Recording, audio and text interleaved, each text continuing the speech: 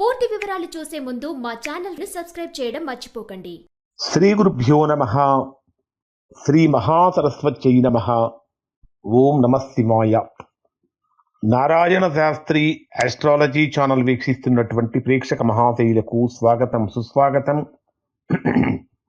ఈరోజు మనము 2026వ సంవత్సరం జనవరి నెల 21వ తేదీ నుంచి 31వ తేదీ వరకు మేషరాశిలో జన్మించిన వారి యొక్క గ్రహస్థితులు ఎలా ఉన్నాయి, వారి రాశి ఫలితాలు ఎలా ఉండబోతున్నాయి, రోజువారీ ఫలితాలు ఎలా ఉంటాయి, ఒకవేళ ప్రతికూలత కనుక ఉంటే ఎటువంటి పరిహారాలు చేసుకోవాలి, మొదలైనటువంటి అన్ని విషయాలు మనం ఈ వీడియోలో తెలుసుకుందాం.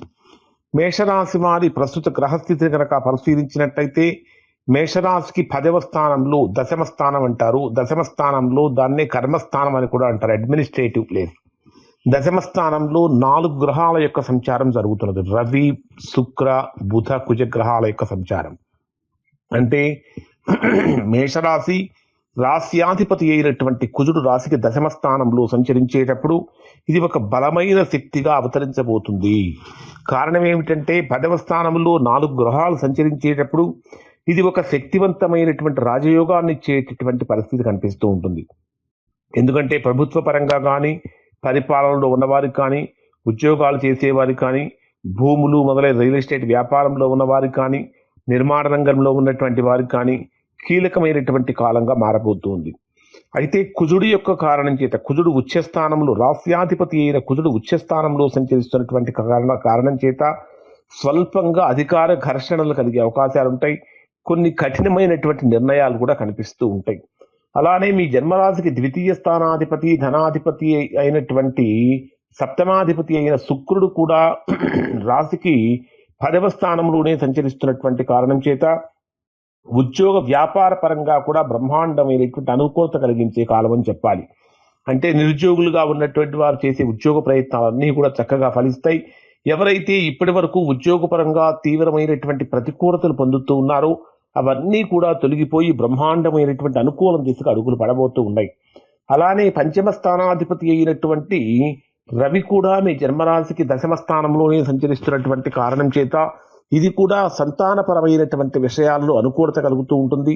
ఉన్నత విద్య కోసం ప్రయత్నించేటటువంటి వారికి ఉన్నత విద్యా యోగం అనేటటువంటిది కూడా కనిపిస్తూ ఉన్నది.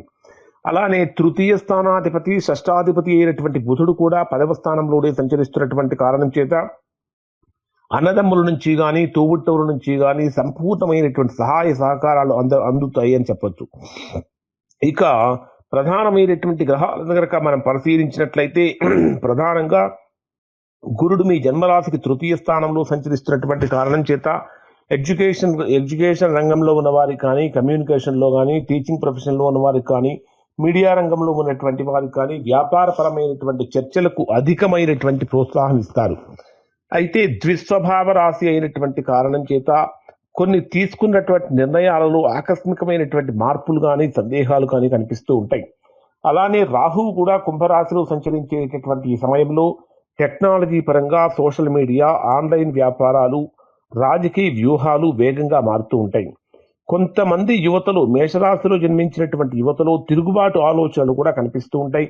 కొత్త ట్రెండ్స్ అనేటటువంటివి పుట్టుకొస్తూ ఉంటాయి. అలానే కేతువు సింహరాశిలో సంచరించేటటువంటి సమయంలో అధికార స్థాయిలో ఉన్నవారికి గౌరవం కొద్దిగా తగ్గుతుందా అనేటటువంటి భావన కూడా కలుగుతూ ఉంటుంది. ఇక శని మీ జన్మరాశికి 12వ స్థానంలో, వ్యయస్థానంలో సంచరిస్తున్నటువంటి సమయంలో కర్మ ఫలితాలు లోపల నుంచి అనుభూతి చెందే అవకాశం ఏర్పడుతూ ఉంటుంది. ఆధ్యాత్మికత పెరుగుతుంది, ధ్యానం పెరుగుతుంది, సేవా కార్యక్రమాలపై ఆసక్తి పెరుగుతూ ఉంటుంది. గతంలో మీరు నిర్లక్ష్యం చేసినటువంటి పనులను మరలా ఇప్పుడు ముందుకు తీసుకువెళ్ళేటటువంటి విధంగా ముందుకు వెళ్ళబోతూ ఉన్నాయి. మొత్తంగా కనుక తీసుకుంటే ఇది నిర్ణయాల కాలంగా ఉంటుంది. అధికార బాధ్యతల పరీక్షా సమయంగా ఉంటుంది. కొద్దిగా అహంకారాన్ని కనుక తగ్గించుకున్నట్లయితే శీఘ్రమైనటువంటి విజయాన్ని పొందే అవకాశం కూడా కనిపిస్తూ ఉంటుంది. మరి డే వైజ్గా కనుక పరిశీలిస్తే వీరికి ఏ రకంగా ఉంటుందని కనుక మనం పరిశీలించినట్లయితే 21వ తేదీ ఉదయం నుంచి 23వ తేదీ ఉదయం 8:31 వరకు ఉండేటటువంటి సమయంలో ఇది మేషరాశి వారికి లాభస్థానంలో సంచరించేటటువంటి చంద్ర గ్రహస్థితి యొక్క ప్రభావం కారణం చేత బంధుమిత్రుల నుంచి సంపూర్ణమైనటువంటి సహాయ సహకారాలు పొందుతూ ఉంటారు. గృహ నిర్మాణాది చర్చలు ఫలిస్తాయి. నెట్వర్కింగ్, ఆన్లైన్ లాభాలు ఊహించని విధంగా కనిపిస్తూ ఉంటాయి. ఆకస్మికమైనటువంటి ఆదాయం పెరిగే అవకాశం కనిపిస్తూ ఉంటుంది. ఉద్యోగుల్లో ప్రమోషన్ వార్తలు వస్తూ ఉంటాయి. నిరుద్యోగులుగా ఉన్నటువంటి వారు చేసే ప్రయత్నాలు చక్కగా ఫలిస్తాయి. వ్యాపారస్తులకు కొత్త కొత్త కాంట్రాక్టులు వస్తూ ఉంటాయి. అయితే అతిగా ఆశలు పెట్టుకోవటం అనేది ఈ రాశి వారికి మంచిది కాదు. తరువాత ఇక ఈ రాశి వారిని కనుక పరిశీలిస్తే 23వ తేదీ ఉదయం 8:31 నుంచి 25వ తేదీ మధ్యాహ్నం 1:32 వరకు ఉండేటటువంటి సమయంలో చంద్రుడు మీకు ఏ విధంగా ఉంటాడంటే 12వ స్థానంలో సంచరించేటటువంటి చంద్రుడి యొక్క ప్రభావం కొద్దిగా వ్యయం, ఖర్చులు పెరుగుతూ ఉంటాయి. మనోభారం పెరుగుతున్నటువంటి దిశగా అడుగులు పడుతూ ఉంటాయి. అనవసరమైనటువంటి ఖర్చులు పెరుగుతూ ఉంటాయి. గోప్య శత్రువులు అంటే అంతర్గతంగా ఉన్న శత్రువులు కూడా విజృంభించే అవకాశం ఉంటుంది. మీరు ఉద్యోగంలో చేసేటటువంటి చిన్న నిర్లక్ష్యం కారణం చేత విమర్శలు వచ్చే అవకాశాలు ఉంటాయి. విద్యార్థులకు కూడా చదువు మీద కాన్సన్ట్రేషన్ కొద్దిగా తగ్గుతూ ఉంటుంది. ఖచ్చితంగా సోమవారం రోజున ఓం నమః శివాయ అనేటటువంటి మంత్రాన్ని జపించడం వలన 108 సార్లు జపించడం వల్ల మంచి ఫలితాన్ని పొందుతారు. 25వ తేదీ మధ్యాహ్నం 1:32 నుంచి 27వ తేదీ సాయంత్రం 4:41 వరకు ఉండేటటువంటి సమయంలో ఇది మేషరాశి వారికి అత్యంత కీలకమైనటువంటి దిశగా మారబోతూ ఉంది. ఆత్మవిశ్వాసం పెరుగుతుంది. కొత్త నిర్ణయాలు తీసుకుంటారు. అయితే భావోద్వేగంతో మాట్లాడితే నష్టం పెరుగుతుంది.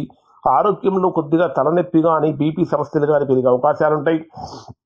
మంగళవారం రోజున ఎరుపు రంగు పూలతో హనుమాన్ పూజ చేసినట్లయితే చాలా మంచి ఫలితాలు పొందుతారు.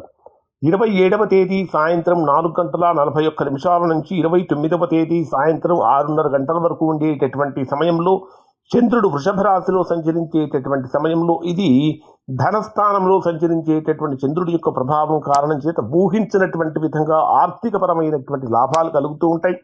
శుభవార్తలు వింటూ ఉంటారు. స్థిరాస్తులకు సంబంధించినటువంటి విషయాలలో స్థిరమైన నిర్ణయాలు తీసుకునే అవకాశం ఏర్పడుతూ ఉంటుంది. వ్యాపారులకు లాభదాయకమైన ఒప్పందాలు కలుగుతూ ఉంటాయి. శుక్రవారం రోజున లక్ష్మీదేవికి తెలుపు రంగు పూలతో కనుక పూజ చేసినట్లయితే తద్వారా చాలా గొప్ప ఫలితాన్ని పొందుతారు. 29వ తేదీ సాయంత్రం 6:30 నుంచి 31వ తేదీ రాత్రి వరకు ఉండేటటువంటి సమయాన్ని పరిశీలిస్తే ఇది బ్రహ్మాండమైనటువంటి కమ్యూనికేషన్ వ్యవస్థ చాలా బలపడుతుంది అని చెప్పాలి. మిత్రుల నుంచి సంపూర్ణ సహాయ సహకారాలు అందుతూ ఉంటాయి. మీ మాటలే మీ భవిష్యత్తును నిర్ణయిస్తూ ఉంటాయి. ఇంకా చెప్పాలంటే టీచింగ్ ప్రొఫెషన్లో ఉన్నటువంటి వారికి, లాయర్స్కి, మీడియా రంగంలో ఉన్నటువంటి వారికి, ఆన్లైన్లో ఉన్నటువంటి వారికి అనుకూలతలు కనిపిస్తూ ఉంటాయని చెప్పాలి. ఇక్కడ బుధవారం రోజున పచ్చి పెసలు దానంగా కనుక సమర్పించినట్లయితే తద్వారా మీరు మంచి ఫలితాన్ని పొందుతారు. ఓవరాల్గా కనుక పరిశీలించినట్లయితే ఈ ప్రస్తుతం జరుగుతున్నటువంటి రోజులను కనుక మనం పరిశీలించినట్లయితే ఇవి మేషరాశి వారికి ఎలా ఉండబోతున్నాయి అంటే చాలా అద్భుతమైనటువంటి ఫలితాలు, అంటే కర్మఫల పరిణామాల దిశగా ముందుకు వెళుతుంది అని చెప్పాలి. కర్మఫలాలు మొత్తము కూడా అనుభవించేటటువంటి స్థితికి రాశి వారు చేరతారు. గతంలో చేసినటువంటి మంచి ఇప్పుడు పొందుతూ ఉంటారు. ఉద్యోగపరంగా ఏర్పడినటువంటి తీవ్రమైన ప్రతికూలతలు తొలగిపోతూ ఉంటాయి. ఆర్థిక వృద్ధి ఉంది. అన్ని రకాలైనటువంటి ఆల్రౌండ్ డెవలప్మెంట్కి అనుకూలమైన కాలంగా మారబోతుంది. ఇవి మేషరాశి వారికి సంబంధించినటువంటి ఫలితాలు. శుభం.